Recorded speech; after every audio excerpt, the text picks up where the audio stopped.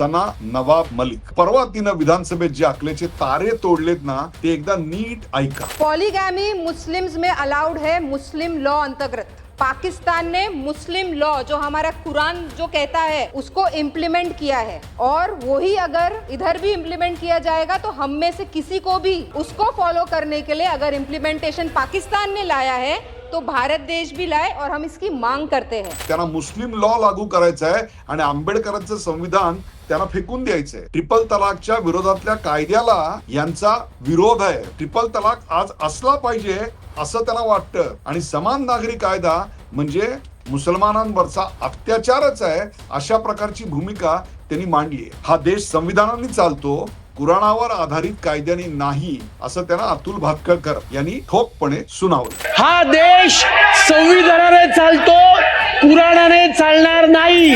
अशा प्रकारच्या वक्तव्यातून सना मलिक यांनी मुस्लिम महिलांच्या स्वातंत्र्याचा, सन्मानाचा अपमान केलेला आहे.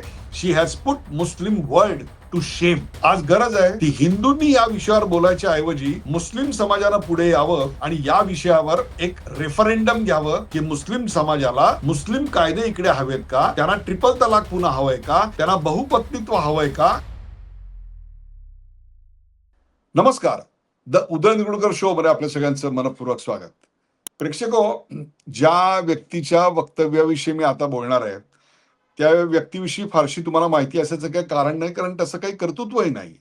हा, तशी शिकलेली वगैरे आहे ती, कारण आर्किटेक्ट आणि लॉ असं त्यांच्या निवडणुकीच्या शपथपत्रात वगैरे काही लिहिलेलं आहे. पण आजकाल काय आहे, शिकल्यानंतर माणसं डिग्र्या मिळवतात, सुसंस्कृत आणि सुशिक्षित होतात असं नाही. किंबहुना या व्यक्तीची जर आपण सगळी वक्तव्य ऐकली तर तुम्हाला मी काय म्हणतोय याचा अंदाज येईल. हे मी तुम्हाला अशा करता सांगतोय की मी बोलतोय सना नवाब मलिक. हो, एनसीपीचे वादग्रस्त नेते नवाब मलिक यांची कन्या, जी सध्या विधानसभेची अणुशक्तीनगर इथली आमदार आहे, तिने थेट विधानसभेत परवा अकलेचे तारे तोडलेत. खर तर आपल्या वडिलांच्या जीवावर निवडून येणं एवढंच त्यांचं कर्तृत्व आहे, आणि वडिलांचं काय कर्तृत्व आहे हे देखील आपल्या सगळ्यांना माहिती आहे.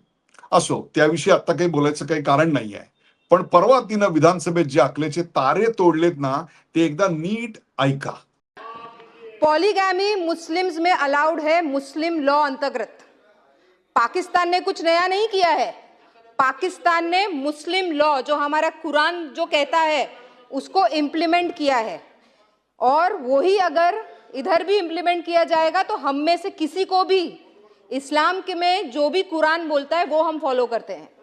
अगर कुरान में कोई चीज कही गई है उसको फॉलो करने के लिए अगर इम्प्लीमेंटेशन पाकिस्तान ने लाया है तो भारत देश भी लाए, और हम इसकी मांग करते हैं. या आमदार बाईंना आंबेडकरांनी दिलेलं संविधान नकोय, त्यांना मुस्लिम पर्सनल लॉ, त्यातलं बहुपत्नीत्व त्यांना इकडे लागू करायचंय. पाकिस्ताननी कुराणावर आधारित कायदे केलेले आहेत तसे त्यांना इकडे आणायचे आहेत. त्यांना मुस्लिम लॉ लागू करायचा आहे आणि आंबेडकरांचं संविधान त्यांना फेकून द्यायचंय.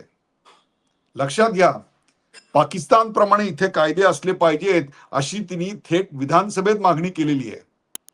अर्थात बहुसंख्य हिंदू याच्याकडे दुर्लक्ष करतील, पण याच व्हिडिओचा वापर पाकिस्तानमध्ये प्रचारासाठी आणि आंतरराष्ट्रीय मीडियात काय केला जाईल याचा विचार करा. मग तुम्हाला कळेल मी हा विषय का चर्चेला घेतलेला आहे. ट्रिपल तलाक हा मुसलमानांमध्ये नाहीच, किंबहुना ट्रिपल तलाकच्या विरोधातल्या कायद्याला यांचा विरोध आहे. ट्रिपल तलाक जो है, आज भी मैं कहना चाहूंगी, तलाक के कई फॉर्म्स होते हैं. तो तलाके हसन, तलाके एहसन और तलाके बिद्दत. तलाके हसन, तलाके एहसान, ये जो दो तलाक है ये हम फॉलो करते हैं. तलाके बिद्दत इज अ कल्चरल फॉर्म जो सालों पीढ़ी बाई पीढ़ी फॉर्म होते आया है, उसमें कहीं भी उसका हमारे रिलीजन में मेंशन नहीं है. तो जब इंस्टेंट ट्रिपल तलाक को रद्द किया गया, उसके ऊपर लॉ लाया गया, जो चीज हमारे पास है ही नहीं उसको रद्द किया गया. एक, अगर वो फॉलो हो रहा है, उसके ऊपर लॉ बनाया गया है और उसके अगेंस्ट कोई जा रहा है तो हम उसके ऊपर आवाज नहीं उठाते, हम फॉलो करते हैं. इतकंच काय तर ट्रिपल तलाक आज असला पाहिजे असं त्याला वाटतं आणि समान नागरी कायदा म्हणजे मुसलमानांवरचा अत्याचारच आहे अशा प्रकारची भूमिका त्यांनी मांडली आहे. आणि अर्थातच विधानसभेत त्यावर प्रचंड गदारोळ झाला. हा देश संविधानाने चालतो, कुराणावर आधारित कायद्याने नाही, असं त्यांना अतुल भातखळकर यांनी ठोकपणे सुनावलं. लक्षवेधी ट्रिपल तलाकच्या कायद्याची अंमलबजावणी योग्य पद्धतीने होते की नाही याच्याकरता ही लक्षवेधी आहे. सन्माननीय सदस्य त्या ठिकाणी कुराण, पाकिस्तान, मुस्लिम धर्मातल्या परंपरा याचं लेक्चर देत आहेत. ते लेक्चर आम्हाला ऐकायची गरज नाही. हा देश संविधानाने चालतो, कुराणाने चालणार नाही. हे तुम्ही या ठिकाणी मी तर समजावून सांगतो, एवढं लक्षात ठेवा. मंत्री महोदय, त्याला प्रश्न विचारायला सांगा. उत्तर द्या. काय मजल गाठले बघा. अत्याचार फक्त मुस्लिम महिलांवरच होतात का असा सवाल तिनं थेट विधानसभेत केलेला आहे. पॉलीगैमी सिर्फ मुस्लिम्स में नहीं हो रहा है, पॉलीगैमी हर रिलीजन में हो रहा है. मुस्लिम्स में पॉलीगैमी का तरीका बताया गया है और उसको फॉलो किया जाए, उस पे लॉ लाया जाए. ठीक आहे. आज संपूर्ण देशाची वाटचाल ही हिंदुत्वाच्या दिशेने चाललेली आहे. आसाम, पश्चिम बंगाल यांचे निकाल लागल्यानंतर आपल्याला याची खात्री पटते. पण या बाईंना मात्र हा देश पाकिस्तानच्या दिशेने जायला हवा आहे. पतीनं सोडलेल्या हजारो मुस्लिम महिलांच्या करुण कहाण्या यांच्या हृदयावर जाऊन पोचत नाहीत. यांच्या डोक्यात काय पोचतंय तर शरिया लॉ. या असंख्य अशा कहाण्या वर्तमानपत्रातून वारंवार येत असतात आणि त्याच्या आडून होणारं धर्मांतर हा विषय चर्चेला आलेला असतो, पण त्याविषयी त्यांना बोलावं असं वाटत नाही. योग्यच झालं. त्यांचा जो पक्ष आहे राष्ट्रवादी काँग्रेस, त्यांनी एका क्षणात स्वतःला त्यांच्या या वक्तव्यापासून दूर केलं आणि हे त्यांचं वैयक्तिक मत आहे असं सांगून आपली सुटका करून घेतली. तरी देखील आपला हेका काही त्यांनी सोडला नाही. त्यानंतरही त्यांनी व्हिडिओ केला, कारण त्यांचं स्वप्न फक्त ट्रिपल तलाक आणि शरिया कायदा, पाकिस्तानचे कुराणातले कायदे एवढं नाहीये, तर ते मूळ स्वप्न जे आहे ते गजवाए हिंदचं आहे. आणि इथंच तर खरी मेख आहे. त्या गजवाए हिंद करताच मग पहिल्यांदा लव्ह जिहाद, वक्फ बोर्डाच्या माध्यमातून लँड जिहाद, निवडणुकीत 2024च्या लोकसभा निवडणुकीत दिसलेला व्होट जिहाद आणि त्यानंतर हा आता थेट मुस्लिम लॉ लागू करावा, शरिया लागू करावं अशा स्वरूपाची मागणी इथं थेट विधानसभेत केली जाते. याच्यावरून यांची मानसिकता आपल्या लक्षात येईल. बरं झालं ज्या पक्षाची अध्यक्षा एक महिला आहे, सुनेत्रा अजित पवार, त्या पक्षाने एका क्षणात स्वतःला यापासून दूर करून घेतलं आणि सुटका केली. पण माझा सवाल आहे या संपूर्ण विचारसरणीलाच, ही जी मानसिकता आहे या जमातीनं जोपासलेली, की जी आम्हाला दिसते क्रिकेटमध्ये भारताचा पराभव झाला आणि विशेषतः तो पाकिस्तानकडून झाला तर फटाके फोडणारी ही ती जमात, हीच ती मानसिकता की जी वंदे मातरम गायला विरोध करते जेव्हा त्याला राष्ट्रगीताचा दर्जा मिळालेला आहे. हीच ती मानसिकता की जी थेटपणे सांगते 15 मिनिटं पोलीस हलवा, मग तुम्हाला दाखवतो हमारी कौम क्या है.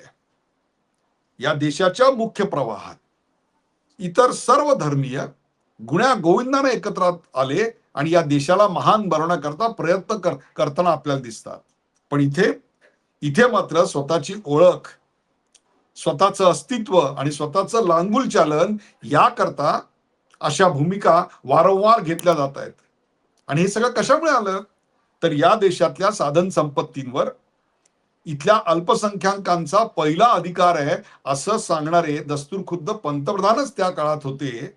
त्या विचारसरणीवरच हे सगळं पोचलंय आणि गेल्या 15 वर्षात या देशाची बदललेली विचारसरणी, विचारधारा, या देशाची वेगळी वाट, बदललेली कूस, हे सगळं त्याला मान्य नाही. मुख्य प्रवाहात यांना यायचंच नाही आणि पाकिस्तानशी आपले असलेले अतूट संबंध यांना अजून तोडवत नाहीत. आणि मग अशा वेळेला पाकिस्तानशी संबंध तोडता येत नसतील तर जा बाबा तुमच्या पाकिस्तानमध्ये सुखाने राहा असं जर सांगितलं तर इथले सोशिओ कम्युनिस्ट गोदी मीडिया म्हणून तुटून पडतात, अंगावर येतात आणि मग आम्ही या देशात असुरक्षित आहोत असा बोभाटा करायला सुरुवात होते. परंतु या देशात असलेल्या हिंदू रायझिंग या क्षणाला मात्र ते साक्षीदार होऊ इच्छित नाहीत. समान नागरी कायदा ही काळाची गरज आहे. ही कशा करता हे अशा सना यांच्या आपल्या जमातीला फनाह करण्याच्या वृत्तीला चोख उत्तर म्हणून. ही अशी वादग्रस्त वडिलांची वादग्रस्त कन्या म्हणजे एक प्रकारे त्यांच्या पक्षाला असलेली लायबिलिटीच आहे. सेक्युलरिझमच्या नावाखाली काय जोपासलं गेलं असेल तर फक्त मुस्लिम लांगुल चालन, आणि त्या लांगुल चालनाचीच ही सगळी फळं आहेत.